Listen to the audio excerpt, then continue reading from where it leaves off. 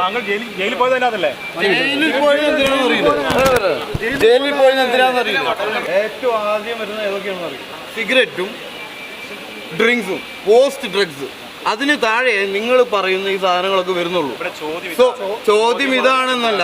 അപ്പൊ ലഹരി എന്ന് ഡ്രഗ്സ് എന്ന് ചോദിക്കുമ്പോൾ മദ്യവും സിഗരറ്റും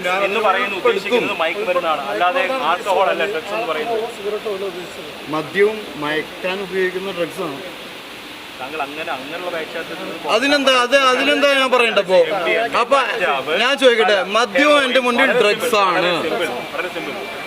മദ്യവും പുകവലിയും അല്ലെങ്കിൽ സിഗരറ്റും ഡ്രഗ്സ് ആണെന്ന് നിങ്ങൾ വിചാരിക്കുന്നുണ്ടെങ്കിൽ അത് ഡ്രഗ്സിന്റെ വിഭാഗത്തിൽ പെടും. അതല്ലേ ഞാൻ പറഞ്ഞത്.